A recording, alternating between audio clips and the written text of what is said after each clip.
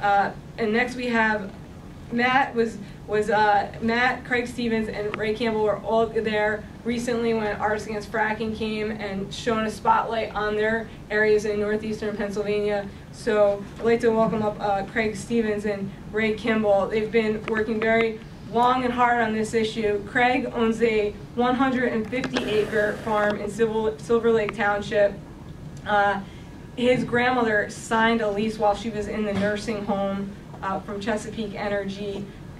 Just in 2011, pipeline was bored underneath the creek running behind Craig's house. It blew out over the course of 2 months 8 different times. That resulted in a cleanup of that site. One of the cleanup trucks, incidentally, ended up crushing Craig's neighbor to death in front of his 17-year-old daughter. Another incident that happened on Craig's property is that one of the gas companies dumped 100,000 gallons of unknown liquids into his field. Ray has been living on right off of Carter Road in Dimmock, Pennsylvania for 25 years. He was working for the gas industry as a wastewater and water delivery truck worker, where he was ordered to perform illegal acts, including illegal disposal of fracking wastewater, which if you talk to people in the industry is not something abnormal that they're being asked to do.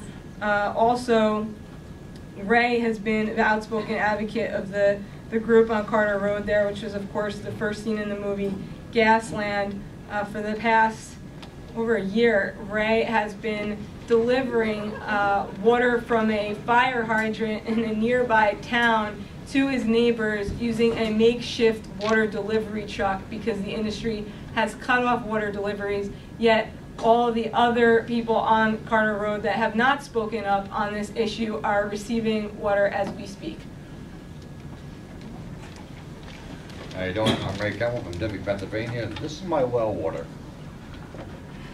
I don't know if anybody wants to have a drink of that or not. Not good for you. Here's a pre-test from the gas industry testing my water prior to drilling a well across the street from my house, stating there was nothing wrong with my well water. During the process of being sick, nauseous, migraine headaches, almost every type of internal problem with your stomach you could think of, EPA got involved. On the 22nd, the EPA went national and said there was nothing wrong with the water in Dimmock, Pennsylvania. They wrote this report on the 23rd of July, stating that my water is contaminated, don't drink or bathe in it. And this is our federal government now. I've been lied to by every means of government you can think of, from the state to local, right to the federal government. It's not good. The water's bad, the property's worth zero. I drove a truck. I went to work for the gas industry to find out what was going on in our town and our county. I worked in Bradford County. I worked for every gas company there was in Pennsylvania at that time. The practice is the same. It doesn't matter what name is on the company. We'd go into a site with fresh water, dump it off. The company man would run out and go, well, you're going to put brine and blowback on there. He goes, we're going to put a sprayer on the truck. He goes, run out there and goes, spray the dirt roads with dust control. He goes, these dumb hicks won't know anything. It says fresh water on the side of the truck. The solution of cleaning that truck out afterwards is go haul a couple loads of fresh water, take it to the freshwater impoundment, and dump it in there. That's why if you come to Pennsylvania and you visit Pennsylvania, where the water impoundments are that say fresh water on, there's a 9-foot fence with concertina barbed wire fencing running all the way around it. But they don't want you to get in that water because it is not fresh water. It's been contaminated with brine and the blowback and produced waters from the wells. This is common practice in the industry. We don't, they don't discriminate. This started going on over by my home. I kept a truck at my place for 3 days, trying to get DEP, EPA, anybody to come test to prove that there was blowback and produced water in a freshwater truck. They refused to come check the truck out. They didn't care. So eventually I had to return the truck back to the company, or they're going to file a charge against me for stealing the truck. Shortly after that, I am no longer workable.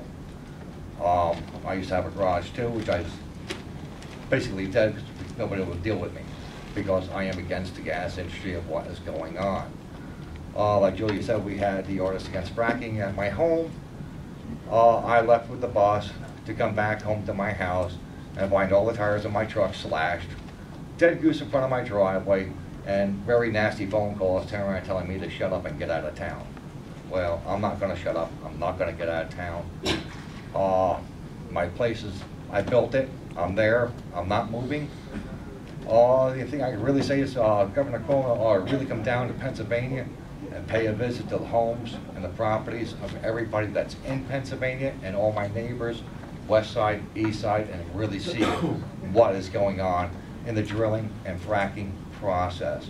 Besides that, you have the pipelines. They will cut 200-foot sloshes to the woods and destroy the woods as they go through. I have a compressor station half mile to my left, and I have another one 2.5 miles to my right. I can listen to these stations run 24/7.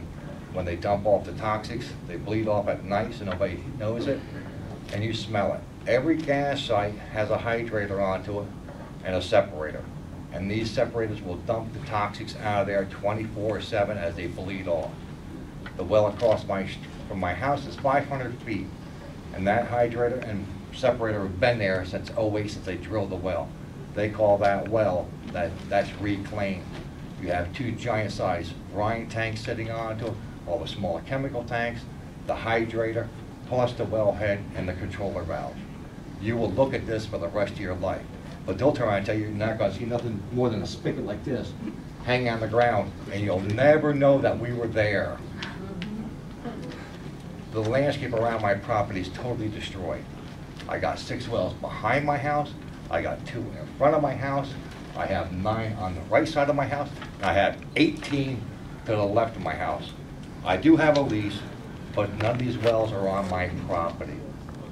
The lease is worth 0 because the last check I saw was for, I think, $38 was for my royalty check. Because I speak out, they won't give me the royalty check. They've kept it. The lawyers finally pushed onto it. So for 2.5 years of royalties, it was $1,800. It's not worth my water or my life. Thank you.